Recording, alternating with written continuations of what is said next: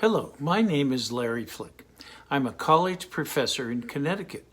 This video is on the time value of money for non-mathematicians. The time value of money is a simple concept that, if understood, can direct you towards an easier path to wealth. It can change your way of thinking and help you make sound business decisions. But for a non-mathematically oriented person, it can be complicated. The purpose of this video is to explain the concepts without introducing mathematical formulas.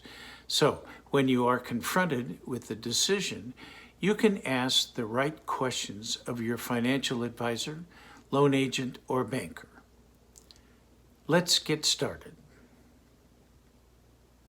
In getting started with the present value and future value concepts, the first thing to understand are the terms. As this graph shows, the future value of a dollar is at some point in the future, and the present value of a dollar is now, where the vertical line represents dollars and the horizontal line time. The underlying assumption with the time value of money is that a dollar today will be worth more in the future if you can earn interest over time. If the interest is compounded, the value will be exponential, increasing at an increasing rate, as this graph shows. The critical thing to remember is that to calculate the present value or future value of an amount, you need to know 3 of the 4 variables listed here. Number 1, present value, 2, future value, 3, interest rate, or 4, number of periods. So if you know the present value, the interest rate, and the number of periods or time, you can calculate the future value. If you know the future value, the interest rate, and the number of periods, you can calculate the present value. If you know the present value, the future value, and the number of periods, you can calculate the interest rate, which would likely be known as the average annual rate of return. Now, let's take a look at some questions. Number 1, if I invest $500 now at 5% per year interest compounded annually, how much will it be worth in 5 years? You can solve this year by year as follows. In year 1, if you take the $500 times 1 plus the interest rate, you would get $525. In year 2, you would take the $525 times the interest rate, which would equal $551.25. In year 3, you would take the $551.25 times the interest rate, which would equal $578.81, and so forth until year 5, where you would have $638.14. So, if you invested $500 now at 5% interest compounded annually for 5 years, you would have $638.14 at the end of the 5th year. Now, let's reword the same question to make it a present value problem. If someone promised to pay me $638.14 in 5 years at a 5% interest rate compounded annually, what would be the present value today? So now, looking at the graph, we can see that the future value of $638.14 and the present value of $500 are at the opposite ends of the same line, where the curvature is defined by the interest rate and the number of periods. At this point, I would like to share with you a pre-calculated Excel sheet that you can download from the following link. Please stop the video and copy this URL so that you can download it later.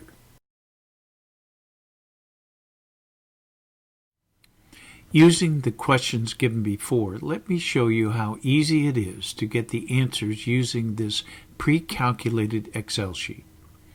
First of all, let me explain that this Excel sheet has 4 appendices. Appendix A is the future value of a dollar. Appendix B is the present value of a dollar. Appendix C is the future value of an annuity of $1, and Appendix D is the present value of an annuity of $1. Let's go back to Appendix A. Let's look at our first question. If I invest $500 now, the present value, at 5% per year interest compounded annually, how much will it be worth in 5 years? Let's put the $500 here. We know, and populate the Excel sheet. We know the present value is $500. Now we can go down to 5 years because we know that's the number of periods, and we can go up to the 5% because that's a given, and then we can go down to the intersection between the 5% and the 5 years, and we come up with $638.14, exactly what we came up with before. Now, let's look at the same question worded in a different way. If someone promised to pay $638.14 in 5 years at a discount or interest rate of 5% compounded annually, what would be its present value? So let's go over to the present value, and let's put in what we know to be the future value of $638.14.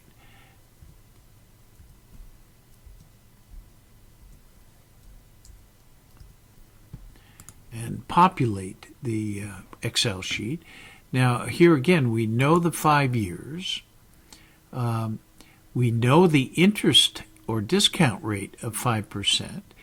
And we could look at the intersection between the two, and we come up with $499.99, or really $500, which is the present value of $638.14 in 5 years, discounted at 5%. Now, we can see by using the Excel sheet for the future value and present value that we come up with the same answers as we did before. Let's look at another useful tool.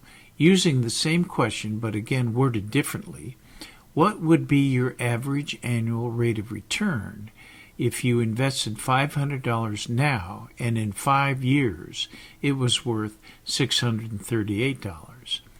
Again, let's use Appendix B, which is the present value of $1. We know the future value is $638.14. We know that there's a 5-year period involved. And we know that we initially invested $500, or $499.999. So then what we would do is look up to the 5% to discover that that would be the average annual rate of return. We can do the same thing if we look at Appendix A, which let's do here. We've already put the $500 in the present value. We know again the 5%. If we go across, we know the ending amount of $638.14, so we can go up to see the 5% would represent the average annual rate of return. So, in conclusion, as you can see, if you know 3 of the 4 variables, future value, present value, interest rate, or number of periods, you can easily calculate the 4th.